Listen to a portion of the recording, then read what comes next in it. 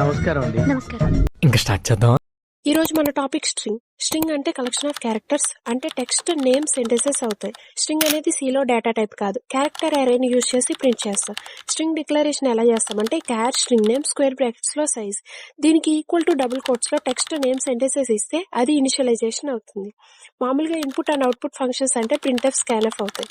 కానీ మనం స్ట్రింగ్ కి పుట్స్, గెట్స్, ఎఫ్ గెట్స్ అనేవి యూజ్ చేస్తాం. పుట్స్ అనేది ప్రింట్ఎఫ్ కి సిమిలర్ గా ఉంటుంది, కాకపోతే న్యూ లైన్ అనేది ఆటోమేటిక్ యాడ్ అవుతుంది. గెట్స్, ఎఫ్ గెట్స్, స్కాన్ఎఫ్ కి సిమిలర్ గా ఉంటాయి. కాకపోతే డిఫరెన్స్ ఏంటంటే ఇప్పుడు మనం ఏదైనా ఒక సైజ్ ఇచ్చాం, 5 అనేది సైజ్ ఇచ్చాం. గెట్స్ అనేది 5 కంటే ఎక్కువ తీసుకుంటది, కానీ ఎఫ్ గెట్స్ అనేది 5 అంటే 5 మాత్రమే తీసుకుంటది. కాబట్టి ఎఫ్ గెట్స్ మనం యూజ్ చేస్తాము, ఎందుకంటే మెమరీ అనేది బఫర్ అవ్వదు. స్ట్రింగ్ ఫంక్షన్స్ ఏమేమిటి అంటే string copy, string length, string comparison, string catenation. String copy అంటే ఒక స్ట్రింగ్ లో నుంచి ఇంకో స్ట్రింగ్ ని కాపీ చేస్తుంది. స్ట్రింగ్ లెంత్ అంటే ఒక స్ట్రింగ్ యొక్క లెంత్ ని క్యాలిక్యులేట్ చేసి చెప్తుంది.